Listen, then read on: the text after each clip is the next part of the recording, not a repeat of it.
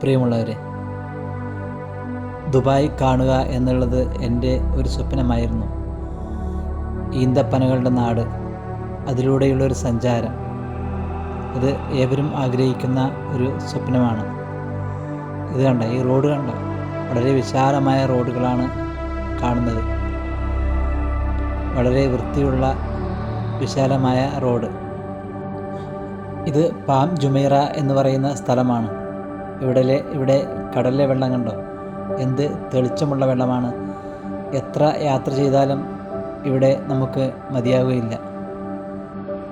ഇപ്പോൾ ദുബായ് പട്ടണങ്ങളിലൂടെയാണ് യാത്ര ചെയ്യുന്നത്. ഞാനും എൻ്റെ കുടുംബവും ഒരുമിച്ചാണ് യാത്ര. ഇവിടുത്തെ വലിയ വലിയ ഫ്ലാറ്റുകൾ കണ്ടോ, ഭയങ്കരമായ വളരെ കൂറ്റൻ ബിൽഡിങ്ങുകളാണ് നമുക്ക് കാണാൻ കഴിയുന്നത്. വളരെ സമ്പന്ന രാഷ്ട്രമാണ് ദുബായ് എന്ന് പറയുന്നത്. ഒരുപാട് മലയാളികൾ ഇവിടെ നമുക്ക് വേണ്ടി ജോലി ചെയ്യുന്നവരുണ്ട്. ഇവിടെ കഷ്ടപ്പെടുന്ന മലയാളികൾ, അവരുടെ സമ്പത്താണ് കേരളത്തെ ഇത്രയും മനോഹരമാക്കുന്നത്. അതാണ്ടോ, ഈ റോഡ് കണ്ടോ, എത്ര വൃത്തിയുള്ള റോഡാണ്, മനോഹരമായ റോഡ്.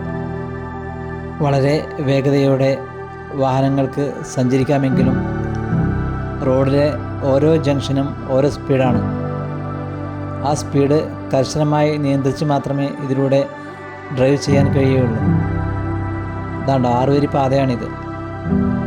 ഓരോ വരിയിലും ഓരോ വേഗതയാണ് നിശ്ചയിക്കപ്പെട്ടിരിക്കുന്നത്.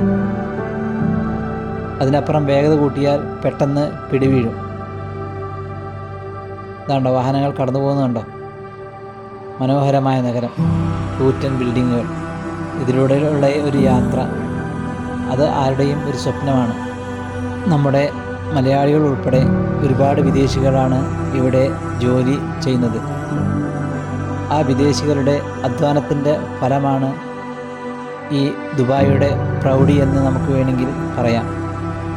ജോലിയില്ലാത്തവർക്ക് ഇവിടെ ജീവിക്കാൻ പ്രയാസമാണ് കേട്ടോ. കാരണം അത്യാവശ്യം വരുമാനമില്ലാത്തവർക്ക് ഇവിടെ നിലനിൽക്കാൻ കഴിയില്ല.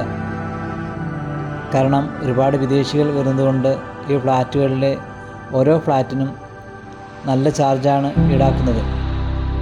കണ്ടോ, എത്ര സുന്ദരമാണ് ഈ കാഴ്ചകൾ. കത്തുന്ന സൂര്യന് താഴെ അവരവരുടെ ലക്ഷ്യം തേടി ഓടിപ്പായുന്ന കുറേ ജനങ്ങൾ. ഇവിടെ നടന്ന് സഞ്ചരിക്കുന്ന ആളുകൾ വളരെ കുറവാണ് കേട്ടോ. കാരണം കനത്ത ചൂടാണ് ഇവിടെ അനുഭവപ്പെടുന്നത്. അതുകൊണ്ട് തന്നെ കൂടുതൽ ആളുകളും വാഹനങ്ങളാണ് ഉപയോഗിക്കുന്നത്. ആ റോഡ് കണ്ടോ, ആ റോഡിൻ്റെ വൃത്തിയും വാഹനങ്ങളുടെ അപകടം വളരെ കുറവാണ് ഇവിടെ. കാരണം ഓരോ ആളുകളും കൃത്യമായി തന്നെ ട്രാഫിക് നിയമങ്ങൾ പാലിക്കുന്നുണ്ട്. ട്രാഫിക് നിയമങ്ങൾ ആരാണോ ലംഘിക്കുന്നത് അവരെ പെട്ടെന്ന് പിടികൂടും.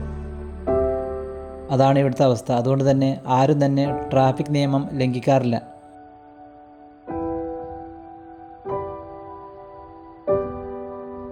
ഇത് ഞങ്ങൾ പോയ ഒരു ഫാമാണിത്.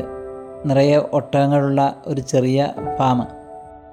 നാം കണ്ട ആടുജീവിതം പോലെ ഇപ്പോഴും ആടുജീവിതം നയിക്കുന്ന ഒരുപാട് ആളുകൾ ഇതിന് ചുറ്റും ഞങ്ങൾ കണ്ടിട്ടുണ്ട്.